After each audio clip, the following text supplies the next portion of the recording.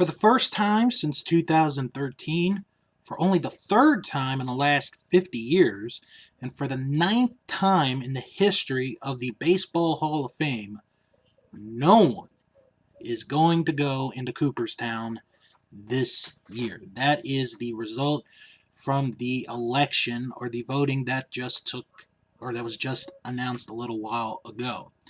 So that means that come this summer in July, it will be the class of 2020 that will be honored in Cooperstown.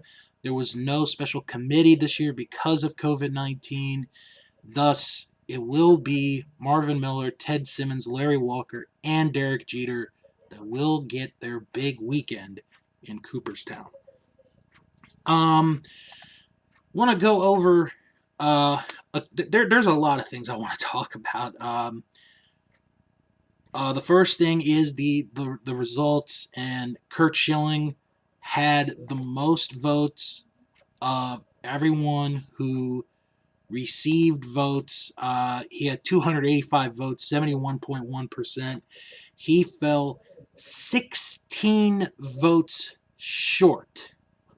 16 votes short of making it to the Baseball Hall of Fame. He will now go into this next year on his last year of eligibility. Barry Bonds, 248 votes. He had 61.8%. Next year will be his last year on the ballot. Roger Clemens, 247 votes, 61.6%. Next year will be his last year on the ballot. And you're going to have, just going into next year alone, 4 people that will go on their final year of the ballot. Curt Schilling, Barry Bonds, Roger Clemens, and Sammy Sosa, who got 17% of the votes. So Sammy, that ain't gonna happen. Just saying it right now. Unless some miracle happens between now and next year, and he gains 58% more votes, Sammy Sosa is not going to be voted into the Baseball Hall of Fame. Scott Rowland, very well represented. He received 212 votes, just about 53% of the votes. Omar Vizquel went down, went to 49.1%. Billy Wagner went to 46.4%. Todd Helton, 44.9%. Gary Sheffield got a nice representation at 40.6%. Of the first-year players, only 3 are going to stay on the ballot next year. Mark Burley, Torrey Hunter, and just making it, Tim Hudson. They had more than 5% of the votes. Hudson had 5.2%. That's why I say he just made it. So those 3 are going to be on the ballot next year. Therefore, meaning that Aramis Ramirez, LaTroy Hawkins, Barry Zito, those 3 got votes, but not enough to get the 5 to stay on the ballot, along with A.J. Burnett, Michael Cuddier, Dan Hara, Nick Swisher, and Shane Victorino are off the ballot for next year's Hall of Fame voting. So that's 8 free spots right there that are going to open up. And the future eligibles that are going to be considered next year: Carl Crawford, Prince Fielder, Ryan Howard, Tim Lincecum, Joe Nathan, David Ortiz, Jonathan Papelbon, Jake Peavy, A.J. Pierzynski, Alex Rodriguez, Jimmy Rollins, and Mark Teixeira are going to be, well, most of them, I would think, will be on the ballot for the first time next year. I think A-Rod will be a first-year person. Ortiz will be a first-year person. Lincecum maybe. Ryan Howard probably. That's at least 4 right there. I'm not sure who the other 4 could be, but those players, the 4 that I mentioned, I think will get in, or will at least be on the ballot next year.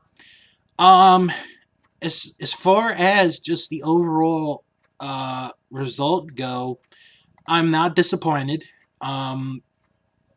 You have a really good 2020 class that's going to get their their shine this coming July, this summer, going to the Hall of Fame.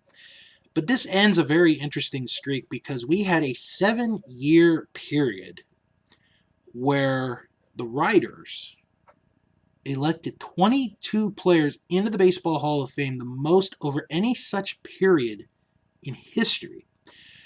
6 players from the 2013 ballot alone, that was the last time that we did not have anyone go in, were subsequently elected by the baseball writers, with 3 more elected via era committee process. So that is a very interesting case there.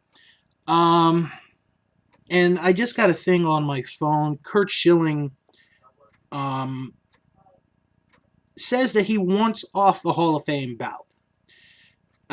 He asked to be taken off the ballot, the writer's ballot next year, and he said it appeals to men whose opinions actually matter. Well, I don't know. I think Schilling, only needs 16 votes next year, and he's in the Hall of Fame. I would think if he's on the ballot, he'll get the 16 votes, I would think, to make it into Cooperstown, but I'm not really sure. We're gonna have to wait and see if Schilling is on the ballot. Now, knowing that Schilling does not want to be on the ballot, he has 1 more year of eligibility, so that'll be interesting to see. I want to point out Barry Bonds and Roger Clemens. Their voting, Bonds went up just over 1%. Just over 1%. Clemens went up 0.6% from last year. That's not good for either one of them. Being that next year will be their last year on the ballot. It's going to be very interesting to see how that will turn out. Next year's going to have a lot of eyes, a lot of the sports world eyes will be on it. So I want to point this fact out. The average ballot in this election contained 5.89 names, down from 6.61 last year, with 14.5% of the voters using all 10 slots, down from 20.5% last year. When I did my video a few days ago, I only voted for 4 people, so that's not surprising. But I will say, besides the fact that no one got elected, I think the big story is the fact that we had 14 ballots come back not marked. And this is where I have my problem.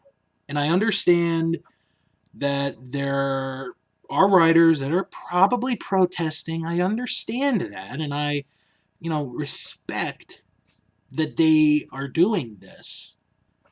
But you are given a responsibility by the Baseball Writers Association of America to vote for somebody into the Baseball Hall of Fame. If you only vote one person, that's fine. I have no problem with that.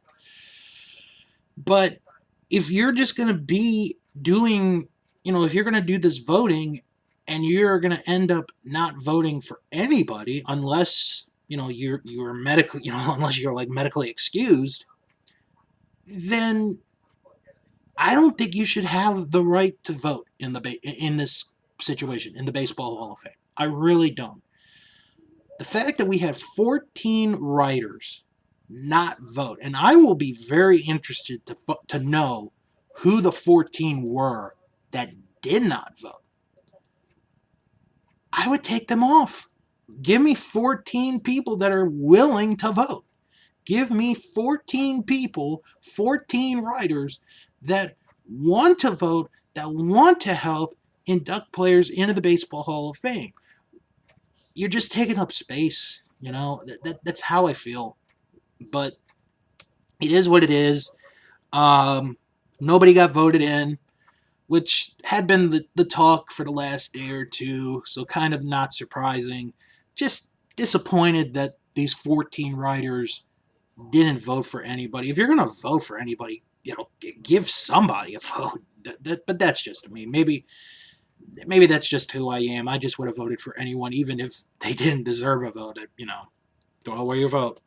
But no, next year's going to be very interesting. Schilling, Bonds, Clemens will have their last chance from the baseball writers to get voted into Cooperstown. Scott Rowland, he's coming up on the ballot. Like he's getting more and more votes. So I expect Rowland to get in sometime in the next few years. He's got like 6 more years, 5 more years after today. So he's going to be in a good position. Wagner slowly on his way up. Heldon's slowly on his way up. And Gary Sheffield's going to be an interesting name to see if he gets more votes. So it's going to be very interesting to see how things go. But once again, for the first time since 2013, for the third time in 50 years, and for only the 9th time ever, no one voted in to the Baseball Hall of Fame by the Baseball Writers Association of America.